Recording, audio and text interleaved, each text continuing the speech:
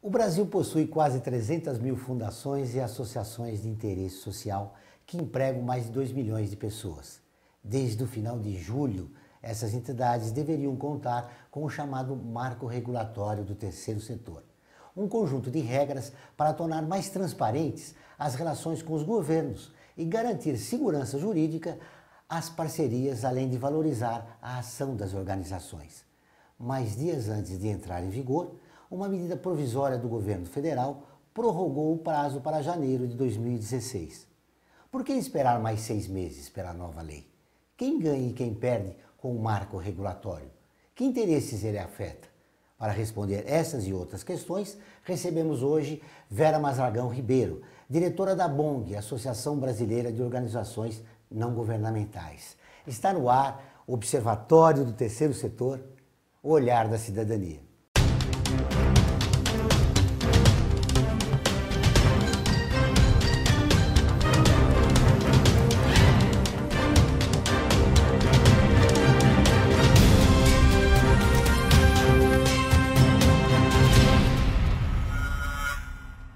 Vera Mazargão Ribeiro é doutora em Educação pela PUC de São Paulo, com bacharelado em Letras pela USP.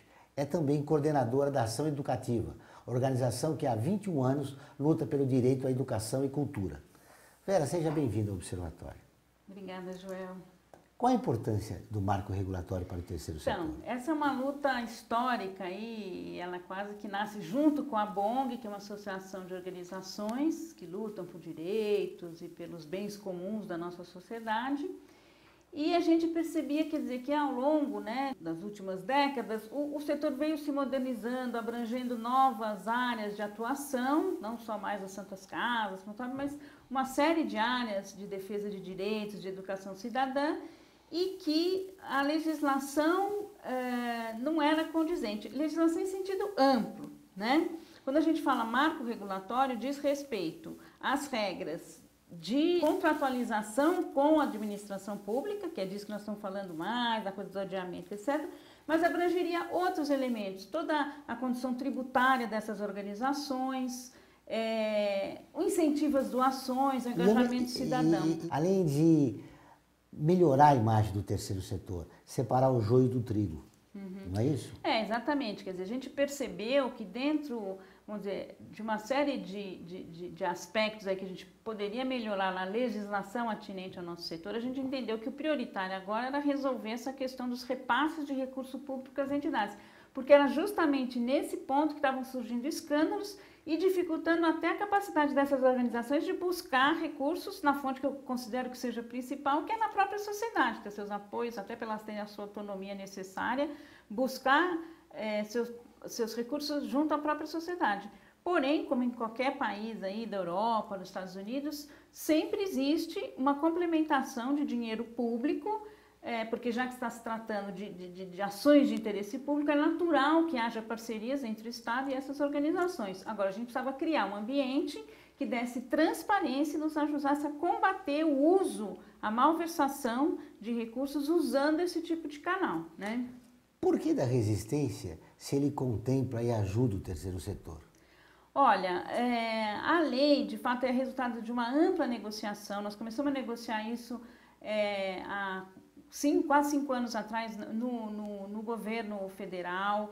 Depois a coisa foi difícil, a gente resolveu partir para uma luta dentro do Congresso. No Congresso existe uma série de leis, de propostas, muitas advindas daquelas CPIs das ONGs, que aconteceram há mais de 10 anos atrás, e que tinham um caráter meio punitivo, ou seja, elas procuravam coibir o mau uso das entidades, mas coibiam a própria existência das entidades, criminalizavam as entidades. E a gente queria uma lei que reconhecesse o valor, que ONG, que entidade sem fins não é um mal, pelo contrário, é um bem. Uma sociedade rica, uma sociedade dinâmica se organiza para realizar ações em prol do bem comum. Isso é significado de uma sociedade pujante, participativa, E infelizmente nós estávamos numa situação em que ser de ONG virou uma coisa de desconfiança. Quando eu comecei a atuar em ONG há 25 anos atrás, as pessoas não sabiam direito, mas achavam bonito. Hoje eu digo para uma pessoa na rua, na mercearia, que eu trabalho numa ONG, ele, e onde vem o dinheiro, hein? Eles acham que é sempre, entendeu?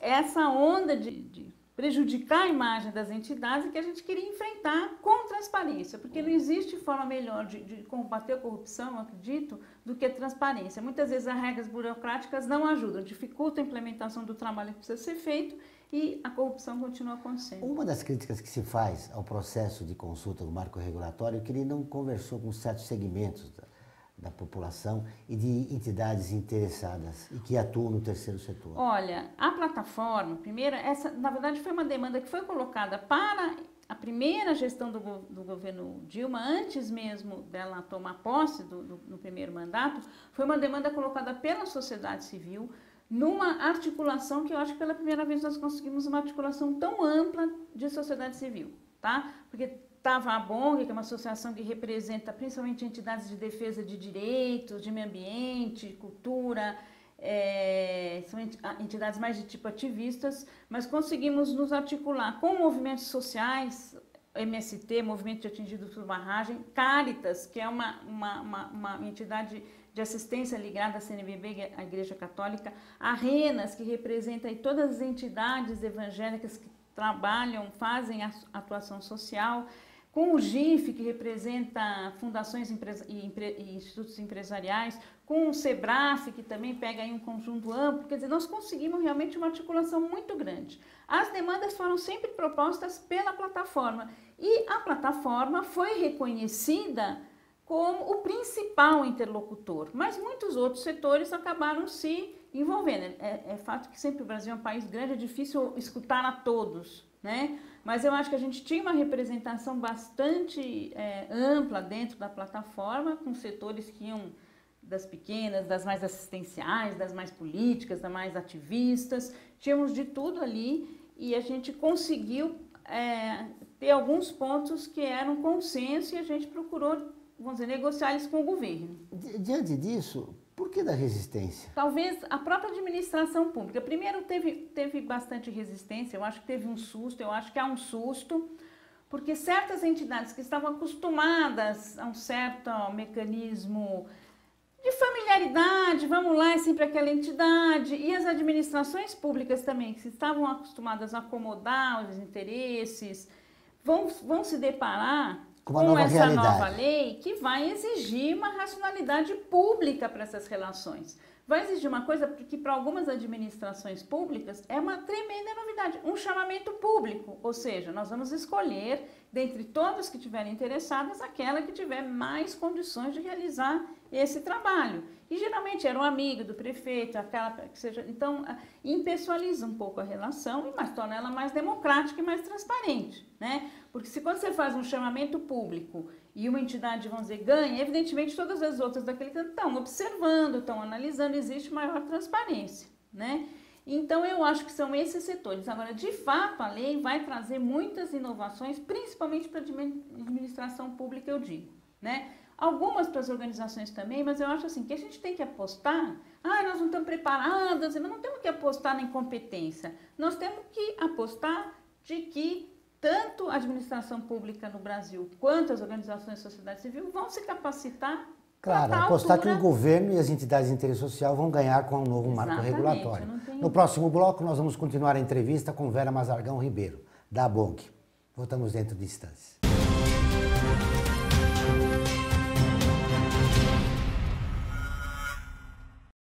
O Observatório do Terceiro Setor é uma plataforma de mídia que desde 2012 se dedica a mostrar o trabalho das entidades de interesse social. Durante esse tempo, mais de 1 milhão de pessoas acompanharam nossa atividade na divulgação de ações e campanhas das organizações sem fins lucrativos, mostrando as boas práticas nas áreas de saúde, educação, direitos humanos, meio ambiente e cultura, e o seu impacto na sociedade brasileira. Estamos presentes no rádio, às terças e quintas, às 14 horas, na rádio Trianon AM 740. Na TV, às quartas-feiras, à meia-noite, na NET Cidade, Canal 2. E na internet, com um portal e perfis no Facebook e no Instagram. Hoje, já contamos com um acervo de mais de 15 mil minutos de gravação, com cerca de 400 personagens que fazem a diferença no terceiro setor. E atingimos mais de 40 países. Observatório do Terceiro Setor, o olhar da cidadania.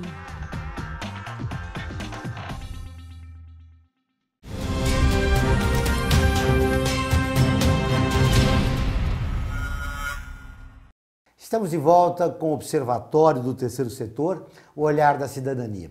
No programa de hoje conversamos sobre a atuação das organizações sociais e a expectativa em torno do marco regulatório do terceiro setor, com a diretora da BONG, Vera Mazargão Ribeiro.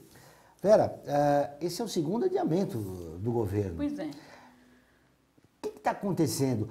Eu acho que era importante a gente destacar os principais pontos do marco regulatório e identificar aonde está a resistência para que essa lei daqui 180 dias seja realmente aprovada. Olha, João, eu acho que é uma lei que de fato a gente se dá conta agora de que ela de fato traz transformações profundas para a administração pública, né?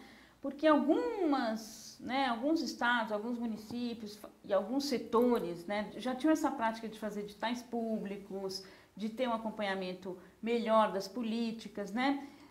Só que agora isso vai se tornar obrigatório para todos, em qualquer setor de política, né? Então, isso de fato é uma espécie de revolução, mas que precisa ser feita, né?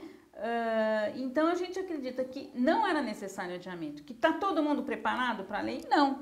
Mas aconteceu, por exemplo, a Lei 8666, que seria um semelhante, só que a Lei 8666 passou a reger a relação da administração pública com empresas de fins lucrativos, com todos os seus fornecedores. Criou regras de como é que são feitas essas contratações. É uma coisa também que vale do governo federal a cada um dos 5 mil e tantos municípios brasileiros, né? E essa lei conseguiu entrar em vigor, ninguém estava preparado para ela trazia muitas novidades, mas a lei foi sendo ajustada à medida, né? Você vai criando novas leis, vai fazendo os ajustes, a lei pode ser implantada. Infelizmente, nesse setor, eu acho que quem está interessado de fato e dar um passo não conseguiu ter força suficiente para fazer a lei valer. Eu acho que se a lei tivesse entrado em vigor, não ia estar todo mundo preparado, não ia estar todo mundo forçado a dar os passos necessários para se preparar.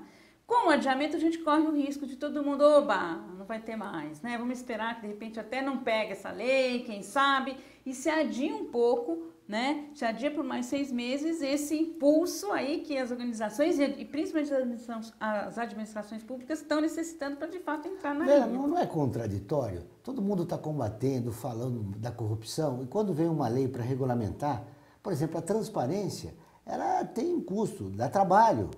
E sendo feita, ela vai ajudar as entidades de interesse social. Como é que você vê essa contradição? Eu também não tenho a menor dúvida. Assim, a gente queria essa lei porque eu acho que ela melhora, ela é uma lei nacional, a gente não vai ficar mais à mercê de um ou de outro invenção de um departamento jurídico dessa ou dessa secretaria, desse município, as organizações. E a gente cria realmente uma referência nacional para debater e regular essa relação do repasse de recurso público para as entidades. Então, acho que a gente já deveria estar colocando ela em vigor. Precisa algum aperfeiçoamento pontual na lei? E certamente existem vários pontos que a gente já identifica hoje, que a gente já tinha pedido para a Dilma vetar quando ela assinou a lei. Depois, quando teve a votação da primeira medida provisória adiando por um ano a entrada em vigor, nós pedimos uma série de coisas, tínhamos conseguido um relatório da medida provisória que corrigiu praticamente todos os problemas maiores e imediatos que tinha na lei, só que, infelizmente, esse relatório da medida provisória foi votado justamente quando estava começando essa nova legislatura, naquele clima de embate do Legislativo com o governo federal. Eles viram erroneamente essa lei como uma ação do governo e derrubaram na minha opinião, sem mais consciência do que estavam fazendo. Os setores que apoiaram o adiamento reclamam de alguns artigos. Por exemplo, o artigo 37 da responsabilidade solidária. Você também vê isso? Eu também vejo isso. De fato, é um artigo abusivo, e eu também considero este ponto inconstitucional. Por quê? Porque ele trata de um jeito o dirigente da organização que nenhuma outro dirigente de empresa ou de qualquer outra figura jurídica sofre esse tipo de coisa. Ou seja, um dirigente ser responsabilizado pelo que for acontecer, vamos dizer que uma meta que não foi cumprida num determinado programa, independente dele ter culpa daquilo. Pode ter, então, quer dizer, é uma coisa que não faz sentido. Agora, isso temos como corrigir este ponto, e já existia tramitando no Congresso Nacional um projeto de lei corrigindo este ponto, né? E a gente estava apostando na tramitação desse projeto de lei. Agora, com a medida provisória, abre-se uma possibilidade de um novo diálogo com o Congresso. Vamos recolocar esse ponto. Se ele, mais uma vez, o Congresso não entender e votar pela derrubada, nós vamos tomar outras medidas cabíveis, né? O que é assim, agora a gente acha, e aí eu também sou dirigente de ONG, eu sou uma das afetadas, né? Eu sou dirigente de entidades que recebem recursos públicos, não é a maior parte do que a gente tem para executar nossas atividades, mas é uma parte importante que comprometeria meu patrimônio, qualquer problema, mas eu prefiro correr esse risco, né? Mas e a gente rapidamente colocar essa lei em vigor, porque é uma melhora geral que a gente está trabalhando. Apareceu um problema que vocês não contavam, né? As entidades de interesse social ficaram naquela briga entre o governo e o poder executivo e o poder legislativo. Uhum. Agora, como é que você espera contornar essa situação? Então, o que a gente está fazendo agora? A medida provisória vamos dizer, ela versa sobre uma lei que já tinha sido sancionada.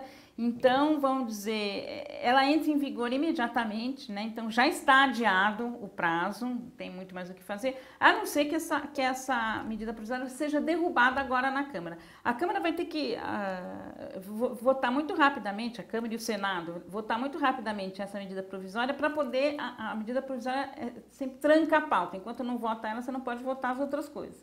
Então, ela vai ser votada rapidamente e a gente vai aproveitar essa situação para já propor alguns aperfeiçoamentos na lei. Esse do artigo 37, certamente para mim é o principal. Mas nós vamos propor, outros setores estão propondo outras coisas também. Por exemplo, há toda uma polêmica sobre os chamados serviços continuados.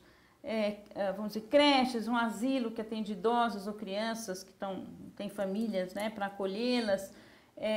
Como é que faria, como é que vai fazer chamada pública. Então, é uma série de explicitações de casos especiais, né? Que quanto mais a gente puder aperfeiçoar já antes da entrada em vigor, melhor. As reações são pontuais, são com determinados artigos. Uhum. Não é isso? É. Mas não contra o marco Não, de forma nenhuma, de forma nenhuma. Eu acho que a nossa posição tem sido, vamos dizer, de apoiar, e eu acho que a plataforma representou, mais uma vez eu falo, quer dizer, foi um grupo amplo de organizações que defendeu essa proposta. Em diálogo, porque, por outro lado, a gente teve que negociar o tempo inteiro com o pessoal da CGU, que dava palpite, com o pessoal da advocacia, que já tem a visão do controlador, né? E você tem que respeitar, esse é o papel dele, né? E você tem que estabelecer o diálogo. Essa lei, se fosse feita só pelas entidades da sociedade civil autonomamente, seria exatamente desse jeito? Não, talvez a gente tivesse feito outra lei. Mas se é uma lei que regula a relação entre o ente público e a organização da sociedade civil, ela tem que ser resultado de um diálogo desses dois segmentos, né? É verdade. E eu acho que essa lei foi isso. Vamos agora a mais um intervalo e voltamos dentro de instantes.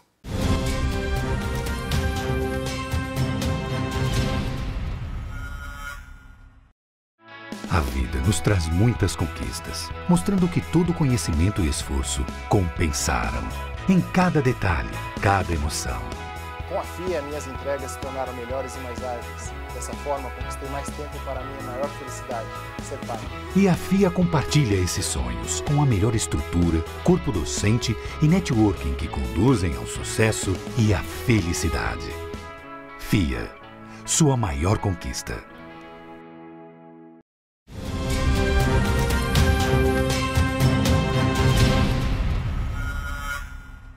Chegamos ao último bloco do Observatório do Terceiro Setor, o Olhar da Cidadania. Nossa entrevistada de hoje é a diretora da BONG e coordenadora da Ação Educativa, Vera Mazagão Ribeiro. Vera, com essa situação, terá que haver uma ampla negociação. Como é que as entidades de interesse social que, ao longo dos anos, lutaram pelo marco regulatório, pretendem realizar esse trabalho? Nós estamos mobilizados para estar em diálogo, soltamos diversos documentos com as nossas posições, de que a gente quer essa lei entrando em vigor agora. Tudo bem, vamos aceitar, acatamos esse prazo até 20 de janeiro, mas sem mais postergação, sempre que aí alguns segmentos vão aproveitar essa situação para sair fora a saúde fica fora da lei, a educação, a assistência, quer dizer, daqui a pouco se esvazia, que foi um pouco o que aconteceu com a lei do OCIP. Já tínhamos uma lei própria para esse segmento das organizações da sociedade civil, né, diferente do convênio, que é para parcerias entre entes federados, entre Estado, município e prefeituras, E agora nós temos um instrumento próprio. Já tínhamos COCIP, mas que ninguém usava. Agora esse é obrigatório usar. Isso mudou muito também. Porque esse não tem mais como escapar. Proibido usar o convênio para parcerias de administração pública com entidades da sociedade civil. Então agora a gente não pode deixar que, então tal setor pula fora, tal setor pula fora. A gente precisa manter esse princípio de que é uma regra única para todos. Lógico que vai ter as especificidades de cada setor, isso é importante. Mas a gente pode ir criando essas condições nos regulamentos e eventuais melhorias. Vamos aproveitar, então, já que houve esse adiamento, e eu acho que daí por um problema, de fato, das administrações públicas não terem conseguido se preparar, né? Eu acho problemático, eles estão dando espaço para setores que querem deixar tudo como está, porque lógico que sempre tem setores que já estão acomodados, que não estão sendo afetados, e deixa como está, não quero ter trabalho. E a gente não pode, vamos dizer, deixar que esses setores, que esse espírito prevaleça. O marco regulatório é fundamental para a mudança da imagem do terceiro setor. Eu não tenho dúvida, né? E é importante lembrar que nós estamos tentando corrigir essa relação das organizações com a administração pública, que é um problema grave. Mas eu gostaria de lembrar que o setor não vive de dinheiro público. É uma fatia que não é majoritária do recurso que essas organizações acessam. Essas organizações mobilizam a maior parte dos seus recursos dentro da própria sociedade, com trabalho voluntário, com doações, às vezes doações até internacionais que a gente traz para cá, né? Agora, é fundamental, porque se você cai num escândalo de corrupção atrás do outro, você nem tem mais credibilidade para ir buscar o recurso junto à população. Existe um outro aspecto também. Cresce a desconfiança da população com o novo adiamento, né? Exatamente. Como é que você pode adiar uma lei que todo mundo estava falando e o Congresso estava orgulhoso, né, de criar regras de transparência? E isso vai sendo adiado ad infinito como se isso não tivesse problema, né? Como não fosse um problema existir um ambiente de insegurança jurídica que favorece tanto a corrupção quanto o burocratismo e, de fato, complica muito a vida das entidades. Quem lutou por essa lei? A expectativa. Você é esperançosa? Nós temos que lutar, né? Eu acho que a esperança tem que ser sempre, viu? Eu sempre falei assim, gente, por que está tão difícil aprovar essa lei? Me parecia uma coisa simples e trivial. Eu falava, gente, eu vejo aqui, MP dos portos, pré-sal. Eu falava, isso sim, grandes questões nacionais. E por que essa lei das ONGs parece tão simples, a gente não consegue aprovar? E depois eu percebi, já, que nós não estamos falando de uma coisa trivial. Nós estamos falando uma coisa importantíssima, que é a relação do público com o privado no nosso país, que mexe assim na essência do nosso país, né? Então nós estamos querendo construir uma esfera pública na própria sociedade, que mesmo a sociedade haja em prol do interesse público, não deixando o interesse privado passar por cima e prejudicar o interesse público, né? E a gente sabe que isso é uma questão crucial. E não é o fato também da coisa ser simplesmente feita pelo Estado, feito dentro da administração pública, que garante o sentido público das coisas. Pelo contrário, a gente está cansado de ver aí exemplos de que o próprio órgão público é tomado pelo interesse privado. Então, eu cheguei à conclusão que essa dificuldade de aprovar essa lei é porque ela é muito importante para esse país. Ela vai mudar uma coisa na cultura nossa que talvez seja realmente um passo que a gente está precisando dar e é natural que haja resistência. Ela é crucial, né, para uma mudança de cultura, como você disse.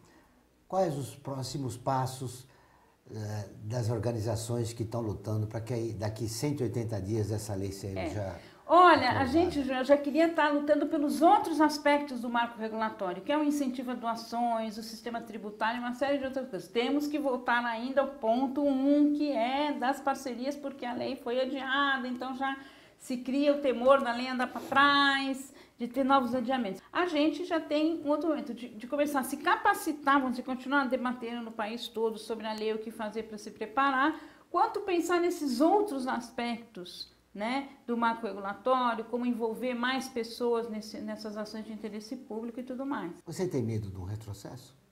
Eu acho que nós estamos vivendo momentos difíceis no Brasil, de muito acirramento, de muito embate. Como foi derrubada a primeira medida provisória que a gente já tinha conseguido com todos os partidos, né?